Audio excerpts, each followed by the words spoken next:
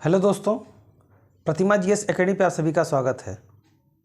दोस्तों, विश्व भूगोल शुरू हो चुका है और आप लोगों से निवेदन है कि ज़्यादा से ज़्यादा लोगों को शेयर करें और जिन दोस्तों ने अभी तक हमारे चैनल को सब्सक्राइब नहीं किया हो सब्सक्राइब कर लें। तो शुरू करते हैं। मैंने अक्षांश और देशांतर के बारे में आपको जानकारी दिया था। तो अक्षांश और देशांतर की जो स्थिति थी, ये स्थिति किसी भी देश के जानकारी देने के लिए पर्याप्त होता है। दक्षिणी गोलार्ध ये विषुवत रेखा है और इधर दक्षिणी गोलार्ध है और इधर उत्तरी गोलार्ध।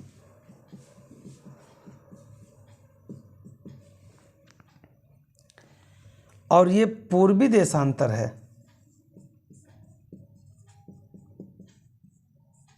ये 0 डिग्री देशांतर है, पूर्वी देशांतर, और इधर पश्चिमी देशांतर है।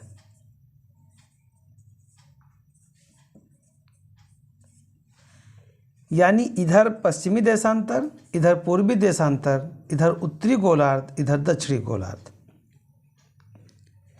ऐसी स्थिति के आधार पे ही किसी देश की स्थिति को हम जान सकते हैं, समझ सकते हैं। अब यहाँ पे एक बड़ा प्रश्न ये बनता है कि जितने महाद्वीप हैं इनमें से 3 मुख्य रेखाएं, विषुवत रेखा, कर्क रेखा और मकर रेखा, किस किस देश से गुजरती है। यानी इक्वेटर, लाइन ऑफ कैंसर और लाइन ऑफ कैप्रिकॉर्न कहाँ कहाँ से किस किस देश से गुजरते हैं। ऐसी कई बार एग्जाम में यूपीएससी, यूपीपीएससी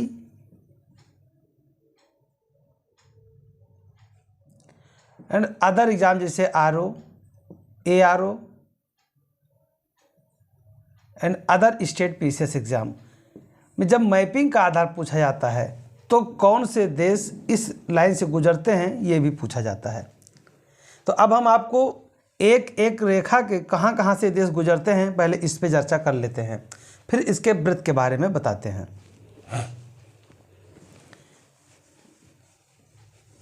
जैसे विषुवत रेखा,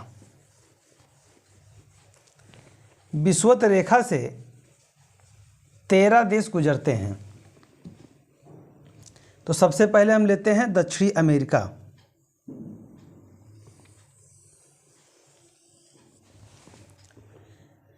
दक्षिण अमेरिका में एक देश है इक्वेडोर।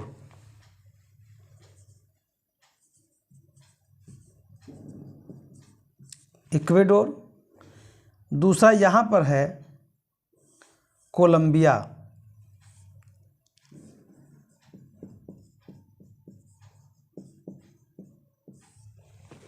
और फिर ये बहुत बड़ा सा एक ऐसा यहाँ पे देश है, उसका नाम है ब्राज़ील।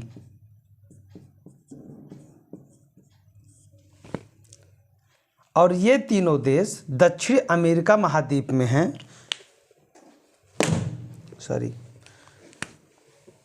जो विषुवत रेखा से गुजरते हैं, विषुवत रेखा से गुजरते हैं। यानी कि सबसे पूर्व में सबसे पश्चिम में इक्वेडोर और सबसे इधर दक्षिण अमेरिका में पूर्व में है ब्राज़ील और इक्वेडोर। 3 कोलंबिया, इक्वेडोर, ब्राज़ील, ये 3 देश ऐसे हैं, 3 देश जो दक्षिण अमेरिका महाद्वीप में विषुवत रेखा से गुजरते हैं। ये आपकी विषुवत रेखा है, ये आपकी कर्क रेखा है और ये आपकी ये आपकी मकर रेखा। यानी कि मकर रेखा दक्षिण के लिए है, मकर रेखा, और कर्क रेखा, और ये आपका है विषुवत रेखा।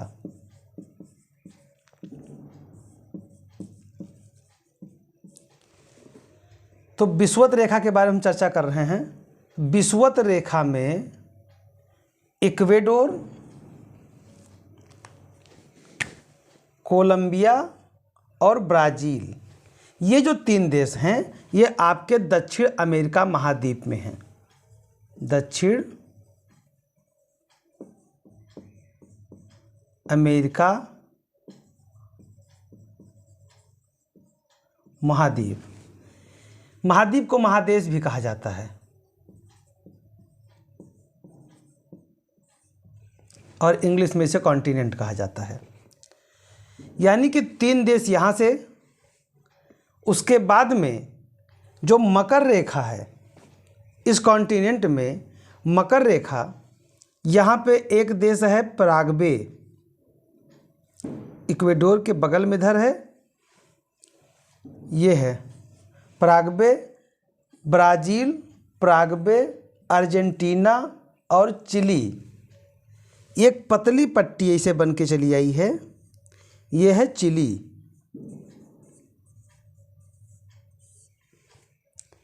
और ये हो गया आपका पराग्वे।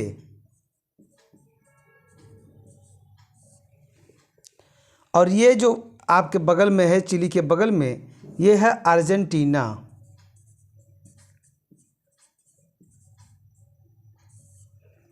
और ब्राज़ील तो ये है ही है।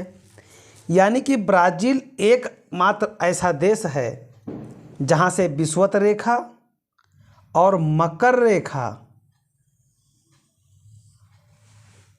ये आपका मकर रेखा है, ये विषुवत रेखा है। ब्राज़ील, पराग्वे, अर्जेंटीना, चिली, ये 4 देश जो हैं ये मकर रेखा से दक्षिण अमेरिका में और 3 देश विषुवत रेखा में। तो ब्राज़ील एकमात्र ऐसा देश हुआ जिस देश से विषुवत रेखा भी जाती है और मकर रेखा भी जाती है। ये देश एक अपवादिक मोस्ट इम्पॉर्टेंट देश हो गया।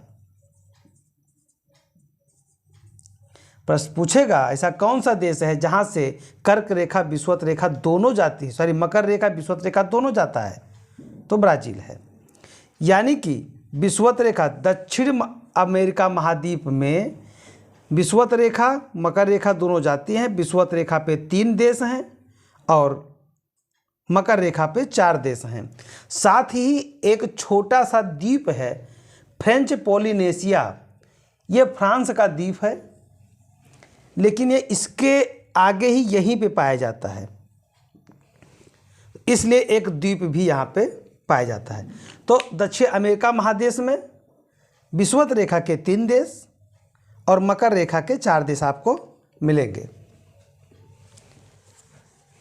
अफ्रीका, उसके बाद में अफ्रीका महादेश आता है और अफ्रीका महाद्वीप में सबसे अच्छी बात तो ये है कि वहाँ पे तीनों के तीनों रेखाएं जाती हैं। तो वहाँ सीधे महाद्वीप से ही प्रश्न बन जाता है कि ऐसा कौन सा महाद्वीप है जहाँ से 3 के तीनों रेखाएं कर्क, मकर और विषुवत रेखा गुजरती है।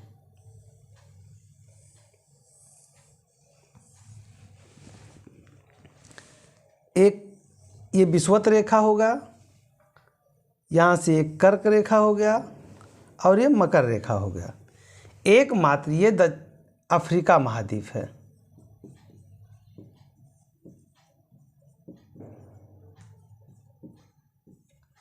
और अफ्रीका महाद्वीप से तीनों रेखाएं गुजरती हैं। तो यहाँ पे पहले मैं मकर रेखा के बारे में चर्चा कर लेता हूँ। एक है बोत्सवाना, नामीबिया, दक्षिण अफ्रीका, मोजाम्बिक, मेडागास्कर, यहाँ पे एक द्वीप है जस्ट इसके बगल में हिंद महासागर पे, मेडागास्कर। तो बोत्सवाना,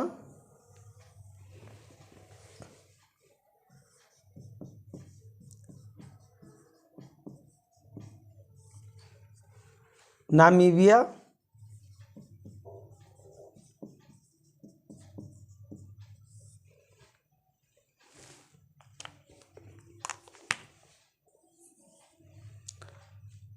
एक टोंगा भी देश है, लेकिन टोंगा देश यहाँ पे नहीं है, मैं बताऊंगा अभी कहाँ पे है। दक्षिण अफ्रीका, ये दक्षिण अफ्रीका है।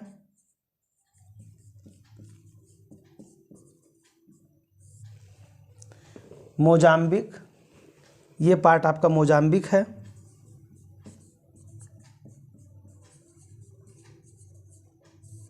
मेडागास्कर, ये मेडागास्कर है।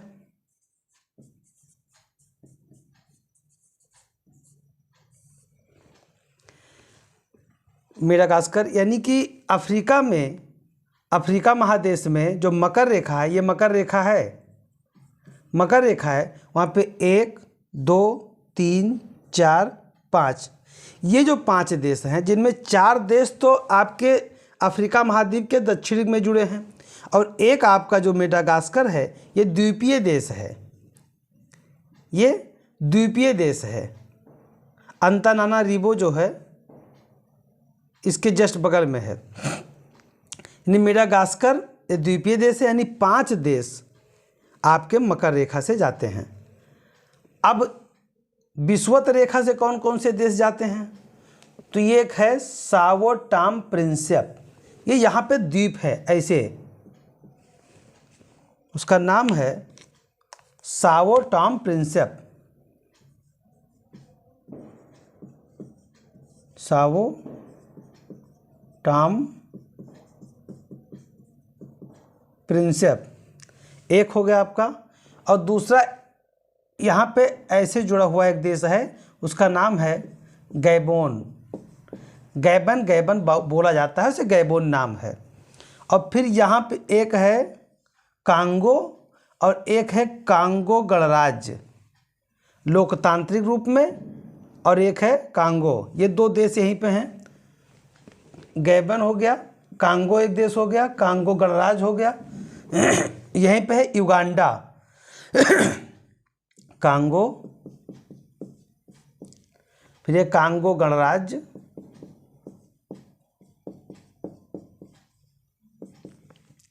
और यहीं पे एक है युगांडा पतला सा, युगांडा। और फिर इसके बगल में है ऐसे केन्या, केन्या। और ये जो लिखा हुआ है सींग की तरह, इसे हार्न ऑफ अफ्रीका के नाम से जाना जाता है और इस देश का नाम है सोमालिया, सोमालिया। यानी कि युगांडा, केन्या, सोमालिया, और इसके आगे निकलेंगे हिंद महासागर में, तो हिंद महासागर में आ जाएगा वो एक देश है मालदीव, तो मैं मालदीव के बारे में चर्चा भी करूँगा। अब यहाँ पर 1 2 3 4 5 6 7 देश अफ्रीका महाद्वीप के विषुवत रेखा से गुजरते हैं और 5 जो है मकर रेखा से गुजरते हैं। कर्क के बारे में चर्चा मैं अभी करूंगा। उसके पहले बता दूं, ये जो कांगो गणराज्य एक देश है, यहाँ से एक नदी निकलती है ऐसे जायरे, नदी का नाम है जायरे।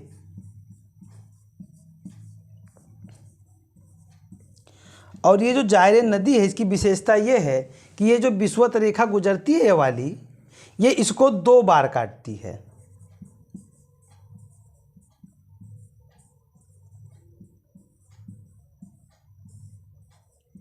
दो बार काटती है। कैसे काटती है?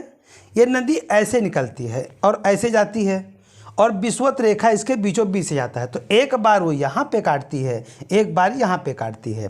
तो प्रश्न बनता है कि ऐसी कौन सी नदी है जो विषुवत रेखा उसको 2 बार काटती है? तो याद रहे कि वो जायरे नदी है। और एक पॉइंट यहाँ पे और आता है, मकर रेखा के पास में एक नदी आती है ऐसे, उसका नाम है लिम्पोपो। क्या नाम है? लिम्पोपो।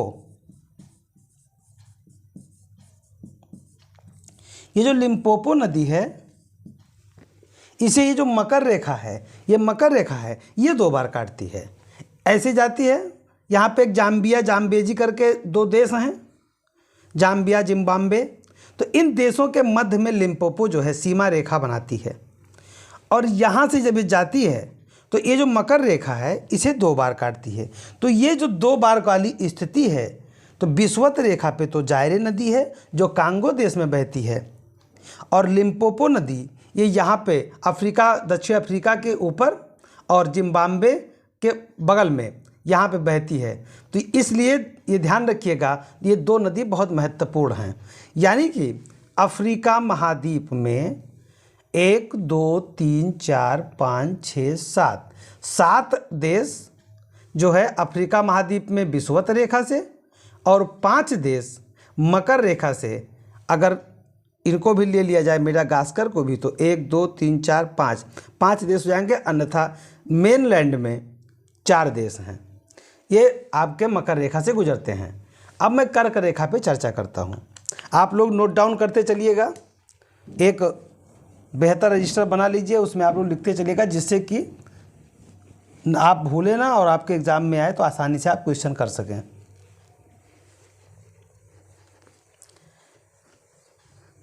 अफ्रीका महाद्वीप से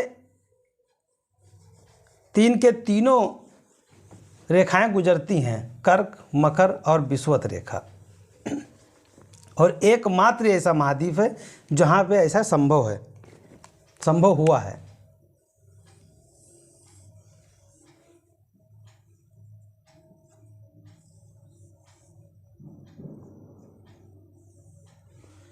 ये कर्क रेखा है। अब यहाँ से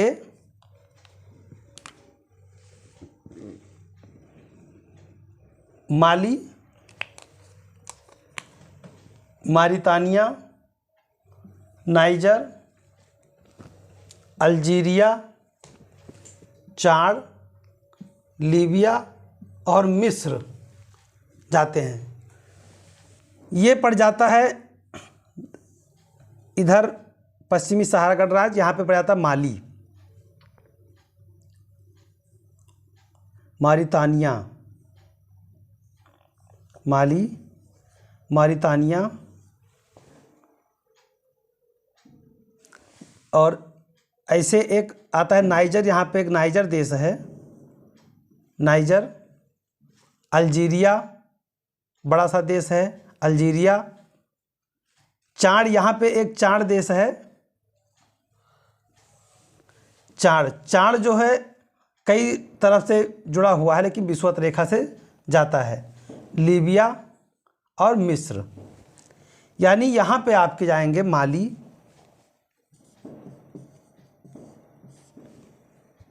मारितानिया,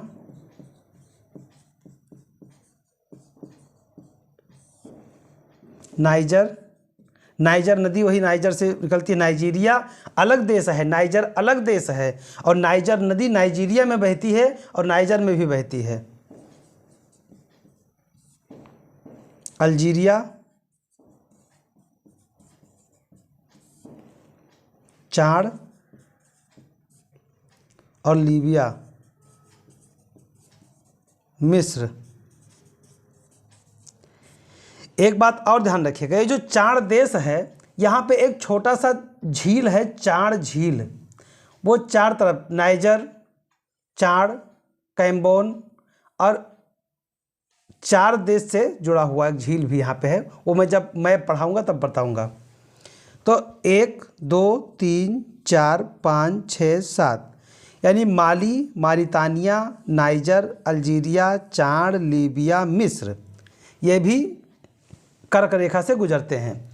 यानी जो अफ्रीका महाद्वीप है, अफ्रीका महाद्वीप के 3 के तीनों रेखाएं गुजरती हैं, कर्क, मकर और विषुवत रेखा। और कर्क, मकर, विषुवत रेखा के अलग अलग देश को मैंने आपको बताया है। अब आते हैं हम एशिया में। एशिया में कौन कौन से ऐसे देश हैं जो विषुवत रेखा से और कर्क रेखा से जाते हैं?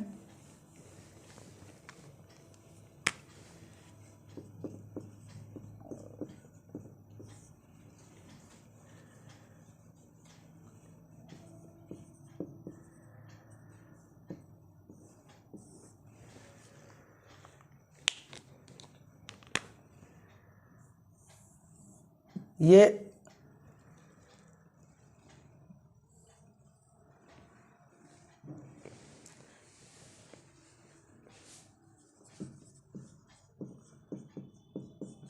उत्तरी अमेरिका महाद्वीप में मैं थोड़ा बता देता हूँ, एक छोटा सा पॉइंट है। ये पार्ट है जो यहाँ पे होनोलुलु हवाई द्वीप करके है, उसकी राजधानी होनोलुलु है। ये अमेरिका का है, ये जो द्वीप है छोटा सा इधर पड़ता है प्रशांत महासागर में, वहाँ से गुजरता है। और ये देश है मैक्सिको, और यहाँ पे पड़ता है बहामास। बहामास भी एक द्वीप ही है। तो इन तीनों जगह से यूएसए का जो है हवाई द्वीप, उसकी राजधानी होनोलुलु है, वहाँ से गुजरता है। तो ये 3 पॉइंट यहाँ पे आप ध्यान रखिएगा, बहामास, मैक्सिको और हवाई द्वीप यानी होनोलुलु, जहाँ से गुजरता है। अब एशिया महाद्वीप में आते हैं हम कि कर्क रेखा कहाँ से आता है। उत्तरी अमेरिका महाद्वीप में केवल कर्क रेखा जाता है, मकर रेखा नहीं जाता है, ना ही विषुवत रेखा जाता है। सऊदी अरब, ये खाड़ी देश है, सऊदी अरब जाता है। यूएई, यूनाइटेड अरब अमीरात जाता है। हमारा भारत महान जाता है। उसके पड़ोसी देश हैं बांग्लादेश,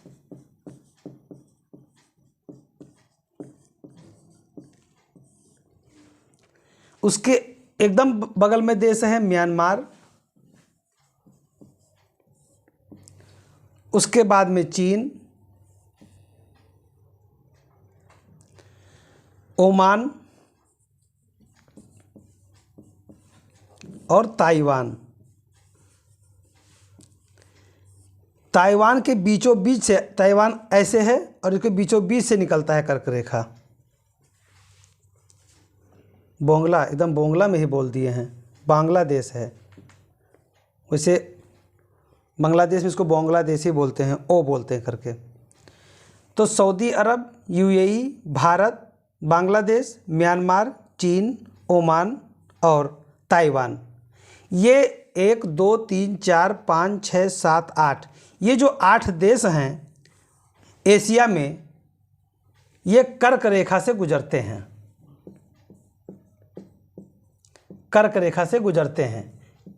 यानी 23.5 डिग्री नॉर्थ, 23.5 डिग्री उत्तरी अक्षांश को कर्क रेखा के नाम से जाना जाता है। और उस कर्क रेखा पे एशिया महाद्वीप में ये देश जाते हैं। अब एशिया महाद्वीप में क्या विषुवत रेखा भी जाती है? तो यस, जाती है। तो कौन कौन से हैं उसमें? विषुवत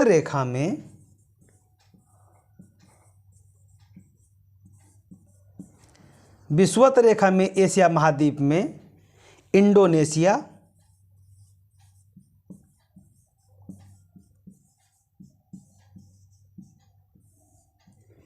मालदीव,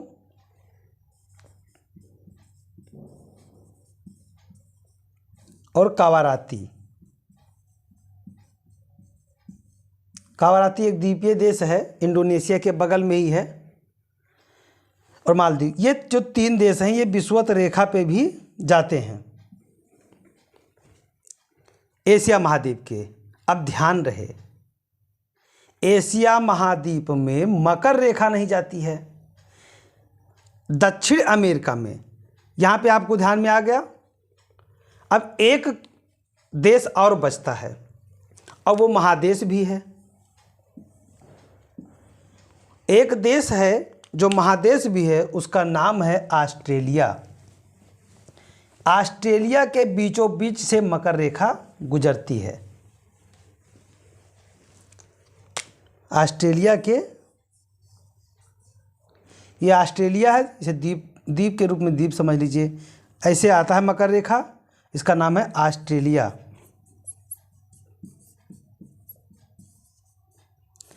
तो मकर रेखा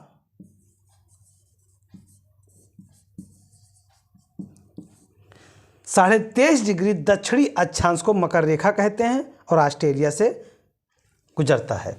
ऑस्ट्रेलिया भी एक महादेश है। अब आपको कुछ बेसिक पॉइंट बता देते हैं कि किस महाद्वीप में कोई भी रेखा नहीं जाती है। तो एक महाद्वीप है यूरोप महाद्वीप। यूरोप महाद्वीप में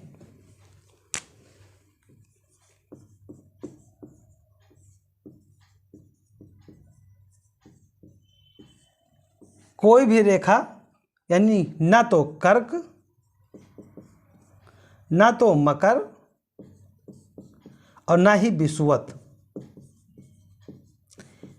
ये तीन रेखाएं जो हैं ये यूरोप महाद्वीप में नहीं जाती हैं। और उत्तरी अमेरिका महाद्वीप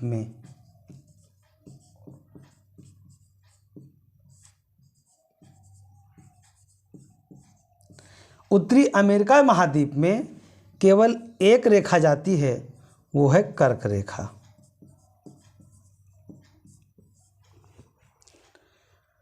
वहीं दक्षिणी अमेरिका महाद्वीप में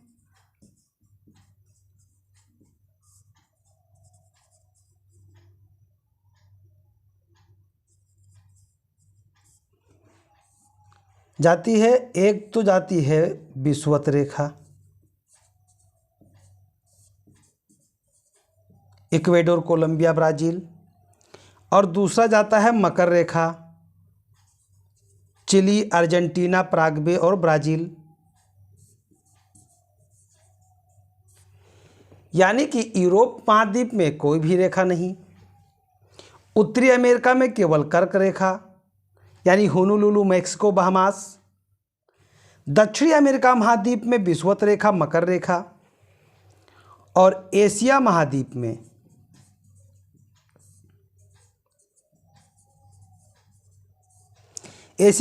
में कर्क रेखा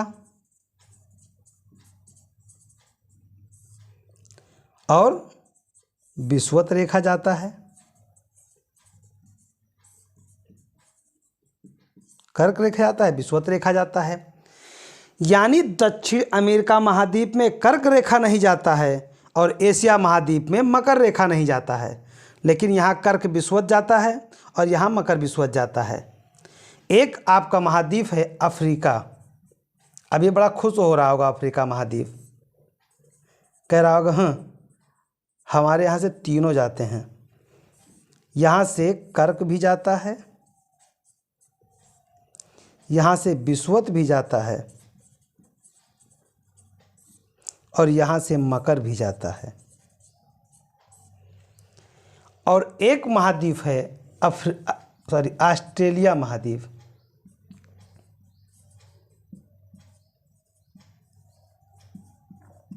यहाँ से केवल मकर जाता है, मकर रेखा। तो 1 2 3 4 5 6 और आर्कटिक, अंटार्कटिक जो हैं वो वृत्त में आते हैं, वहाँ से ये रेखाएं पहुँचना मुमकिन नहीं है। तो जब कभी भी प्रश्न पूछेगा तो कहाँ से कोई भी किस महाद्वीप में कोई रेखाएं कर्क, मकर, विषुवत नहीं जाती हैं, तो यूरोप है। कहाँ से तीनों जाता है तो अफ्रीका है। कहाँ से तीनों जाता है तो अफ्रीका है। एशिया से ये दो जाते हैं कर्क, विषुवत। अमेरिका से दक्षिणी विषुवत, मकर जाते हैं। उत्तरी से कर्क। अब आपको मैं बताता हूँ वृत्त। वृत्त क्या क्या होते हैं? विषुवत वृत्त, कर्क वृत्त, मकर वृत्त,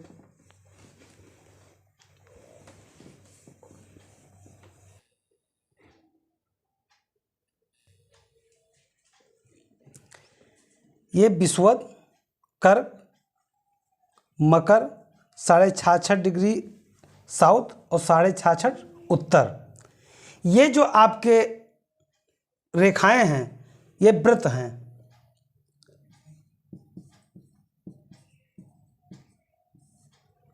विषुवत वृत्त या बृहत वृत्त, कर्क रेखा,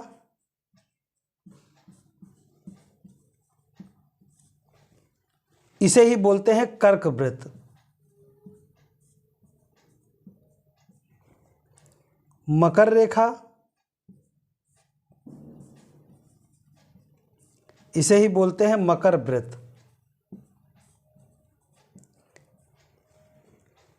बात यहां पे आती है, 66.5 नॉर्थ, इसे बोला जाता है आर्कटिक वृत्त। आर्कटिक वृत्त, आर्कटिक वृत्त। और 66.5 डिग्री दक्षिणी अक्षांश को अंटार्कटिक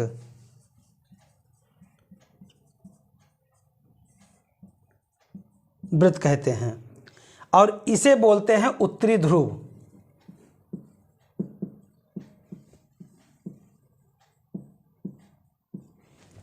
और इसे बोलते हैं दक्षिणी ध्रुव।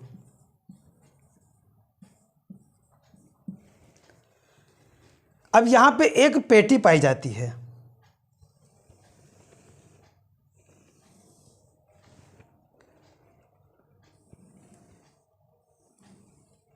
ये जो पेटी है ये 30 से 35 अक्षांश नॉर्थ और 30 से 35 अक्षांश साउथ, ये जो बेल्ट है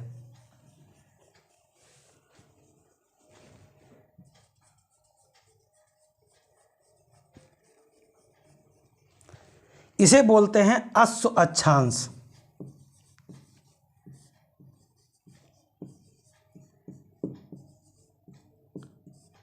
अश्व अक्षांश के नाम से जाना जाता है। इसको अश्व अक्षांश इसलिए बोला जाता है कि ये बहुत शांत रहता है, और जब व्यापारी जो है इस बीच से अपने जहाज़ को निकालते हैं तो कुछ घोड़े या गधे को लेकर के जाते थे, तो इसमें कुछ हलचल हो इसके लिए जो काम के गधे नहीं होते थे घोड़े, उन्हें समुद्र में फेंक दिया जाता था। और जब समुद्र में उन्हें फेंका जाता था तब वहाँ हलचल होता था जिससे नाव आगे बढ़ती थी। यही वजह था इसका नाम अश्व अक्षांश निर्धारित करने का, इसीलिए इसका नाम पड़ गया अश्व अक्षांश। यहाँ पे एक पतली पेटी पाई जाती है 5 डिग्री नॉर्थ और 5 डिग्री साउथ। विषुवत रेखा के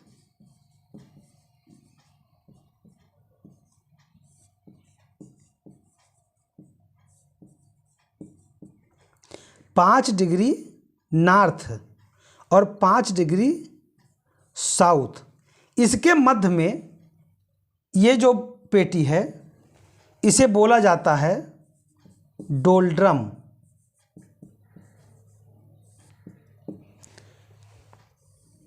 इसे डोल्ड्रम के नाम से जाना जाता है। कई किताबों में आपको मिलेगा 10 डिग्री नॉर्थ से 10 डिग्री साउथ के बीच में डोल्ड्रम।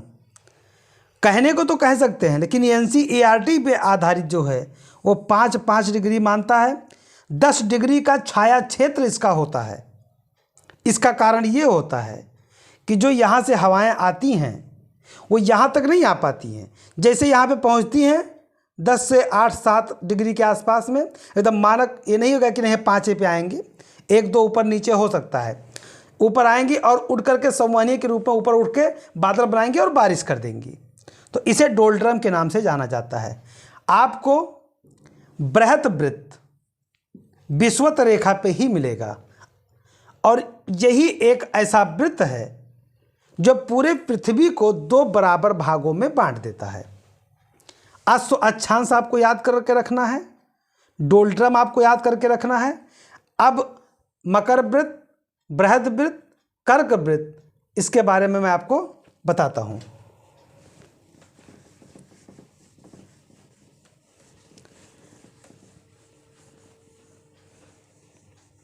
इसे बृहद वृत्त क्यों बोला जाता है? विषुवत रेखा को बृहद वृत्त क्यों बोला जाता है? पृथ्वी ऐसे है, ऐसे, यानी यहाँ पे पृथ्वी का जो व्यास है वो सबसे ज़्यादा है, और उसके बाद में ये अंडाकार का है। तो यहाँ जैसे जैसे ऊपर जाएगा तो ऐसे थोड़ा झुक जाता है। पहले यहाँ 23.5 पे झुकेगा, फिर 66.5 पे झुकेगा, यहाँ 23 पे झुकेगा, फिर 66.5 पे झुकेगा।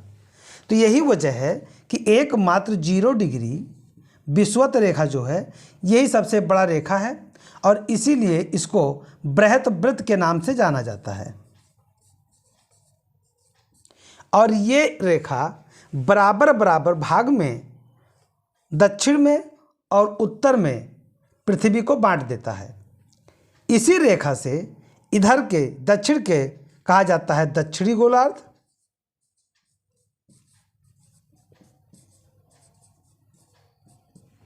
और उत्तर के भाग को कहा जाता है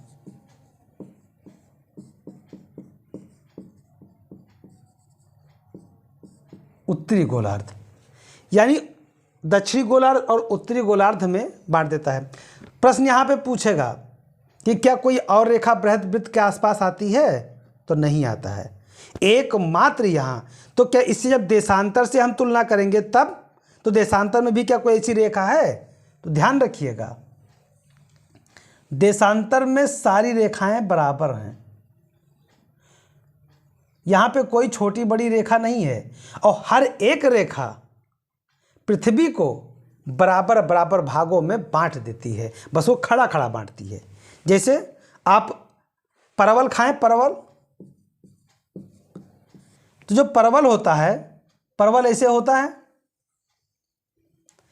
तो पृथ्वी को परवल की तरह समझिए, इसे परवलयाकार भी बोला जाता है। तो ऐसे यहाँ से काटो दो, तब भी अलग। एक परवल ले लिए तो यहाँ से काट दिए। अब मान लीजिए कि अगर ये परवल है और साइड से काट दें, तो जिधर से भी काटोगे वो दो भाग में बांट जाएगा। तो पृथ्वी के लिए देशांतर जो है, देशांतर रेखा, हर रेखा बराबर है, और प्रत्येक रेखा पृथ्वी को खड़े भाग में उत्तर से नॉर्थ के रूप में दो बराबर भाग में, चाहे यहाँ से काट दो तो दो भाग में, इसको सीधे रखो इधर से काट दो तो दो भाग में, नॉर्थ टू साउथ इनकी जो रेखाएं हैं वो बराबर होंगी। लेकिन क्या अक्षांश के लिए ऐसा है, तो ऐसा नहीं है। अक्षांश बीचों बीच से विषुवत कटेगा, जैसे ऊपर नीचे जाएंगे बस बराबर नहीं होगा, घट बढ़ जाएगा। तो कहाँ घटता बढ़ता है, 60 degree north and south, north and south विषुवत रेखा के आधो आध से कटता है। तो यहाँ से 90 के बीच 45 मत समझिएगा कि 45 डिग्री पे जो है नॉर्थ साउथ आधे आध पे कटेगा। हाँ, विषुवत रेखा से और पोलर पर यानी ध्रुव के बीच में बीचों बीच का आधार 60 डिग्री अक्षांश होता है, ये ध्यान रखिएगा। यानी कि कर्क वृत्त, मकर वृत्त, मकर के नाम से कर्क नाम से जान जाइएगा। विषुवत वृत्त डोल्ड्रम, डोल्ड्रम और बृहद वृत्त के नाम से जाना जाता है। 66.5 डिग्री उत्तरी अक्षांश को आर्कटिक वृत्त के नाम से जाना जाता है, और 66.5 डिग्री दक्षिणी अक्षांश को अंटार्कटिक वृत्त के नाम से जाना जाता है। तो यहाँ पे जितने भी प्रश्न आएंगे, डोल्ड्रम शांत पेटी के रूप में जाना जाता है। देशांतर में मैंने बताया था मानक समय,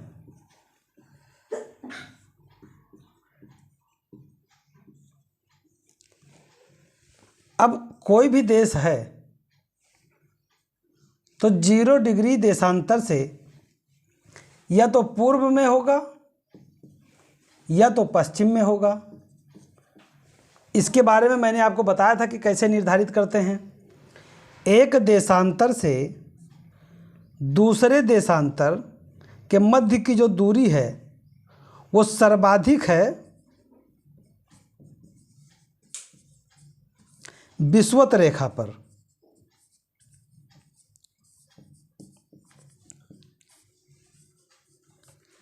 एक 111.32 किलोमीटर विषुवत रेखा पर जो एक देशांतर से दूसरे देशांतर के मध्य की दूरी है, ये विषुवत रेखा है। यहाँ पे जो एक देशांतर है उसके मध्य की जो दूरी है ये सर्वाधिक है 111.32 किलोमीटर। और वहीं ध्रुव पर यह शून्य हो जाता है, 0 किलोमीटर। ये ध्रुव पे, नॉर्थ एंड साउथ के ध्रुव पे शून्य हो जाता है। आपको एक बात और ज्ञात होनी चाहिए कि विषुवत रेखा और प्रधान देशांतर रेखा, 0 डिग्री देशांतर रेखा, ये दोनों कहाँ पे मिलते हैं?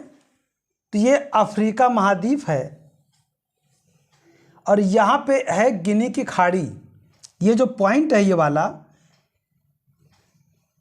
ये जो पॉइंट है, देशांतर और विषुवत रेखा का मिलन बिंदु जो है, ये वाला बिंदु, ये वाला बिंदु, ये वाला बिंदु है, ये है गिनी की खाड़ी में। गिनी की खाड़ी में विषुवत रेखा और 0 डिग्री देशांतर रेखा का बिंदु मिलता है। ये कई बार प्रश्न पूछा गया है। अब इसके मानक के रूप में कई अलग अलग देशों के मानक समय हैं। टाइम जोन जो बनाया गया है,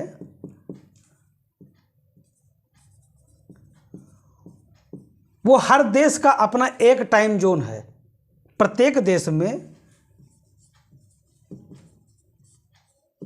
एक टाइम जोन है, लेकिन कुछ देश अपवाद हैं जहां से एक से ज़्यादा टाइम जोन हैं। तो वो कौन कौन से देश हैं?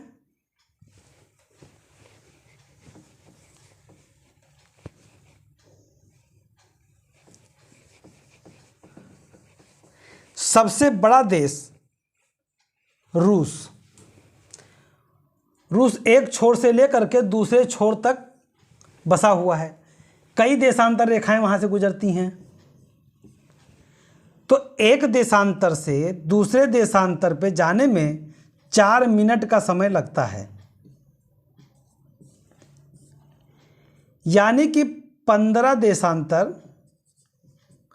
60 मिनट, यानी 1 घंटा का समय निर्धारित होता है। और अगर 180 देशांतर तो 12 घंटा, यानी कि पूरा दिन और रात बदल सकता है। तो इसलिए रूस में सर्वाधिक 11 टाइम जोन हैं। 11 टाइम जोन हैं। रूस में सर्वाधिक 11 टाइम जोन हैं। टाइम जोन को ही समय क्षेत्र या मानक समय भी कहा जाता है। वही कनाडा में 6 हैं और संयुक्त राज्य America, United state of America में भी 6 हैं, और चीन में 1 है, भारत में 1 है, ऐसे अन्य देशों में 1 हैं। केवल अपवाद रूस, कनाडा और यूएसए का है। रूस में 11, कनाडा में 6 और यूएसए में 6 हैं। भारत का जो टाइम जोन है वो एक छोर से दूसरे छोर के लिए 2 घंटे का अंतर होता है, 2 घंटे का अंतर। इसीलिए सबसे बाद में सूर्य डूबेगा एक छोर से दूसरे छोर पर 2 घंटे का, यानी क्योंकि लगभग 30 देशांतर के मध्य में भारत भी बसा हुआ है। अब 0 डिग्री के बारे में तो जान गए कि 0 डिग्री देशांतर जो है वो विषुवत रेखा पे गिनी के पास में आकर के मिलता है, गिनी की खाड़ी के पास। लेकिन 180 डिग्री देशांतर रेखा जो है, इसे अंतर्राष्ट्रीय तिथि रेखा भी जाना जाता है। इसकी क्या विशेषता है? यहां से प्रश्न कठिन हो जाता है। और इसकी विशेषता यह है कि सारे देशांतर रेखाएं जो है वो मुड़ी नहीं हैं, लेकिन 180 देशांतर रेखा, जिसे अंतर्राष्ट्रीय तिथि रेखा कहा जाता है, वो 3 स्थानों से हट गई है और 8 स्थानों पर विचलित हुई है। कैसे? 180 डिग्री देशांतर। और ऐसा क्यों हुआ मैं ये भी बताऊंगा।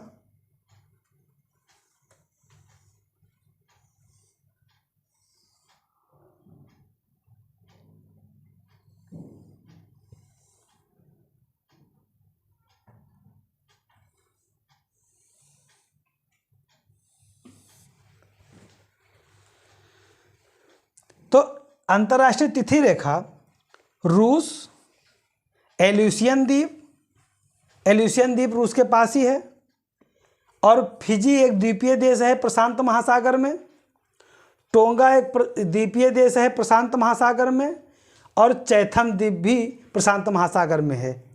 इनके कारण जो है कि इनका विभाजन 24 घंटे का अंतराल ना हो जाए, इनके यहाँ के मानक समय का 24 घंटे का अंतराल ना हो जाए, इसलिए 3 स्थानों पे 1, 2 और 3 स्थानों से हट गई है और 8 बिंदुओं पे विचलित हुई है। 1, 2, 3, 4, 5, 6, 7 और 8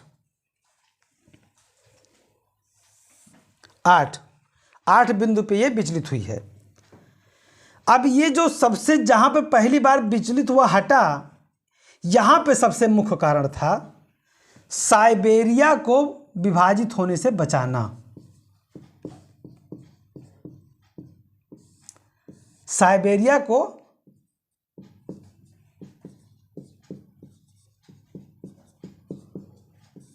विभाजित होने से बचाना।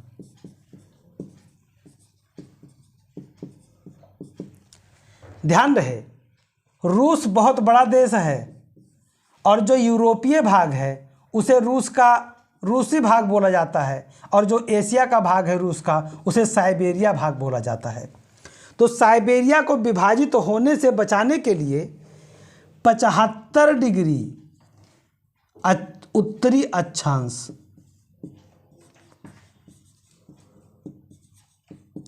ये पॉइंट याद रखिएगा कि साइबेरिया को विभाजित होने से बचाने के लिए 75 डिग्री उत्तरी अक्षांश पे या पूर्व की ओर मुड़ गई है। इस लाइन को मोस्ट इंपॉर्टेंट कर लीजिए, मोस्ट इंपॉर्टेंट। यानी कि अंतर्राष्ट्रीय तिथि रेखा 3 जगह हटी है, 8 स्थानों पे विचलित हुआ है। साइबेरिया को विभाजित होने से बचाने के लिए 75 डिग्री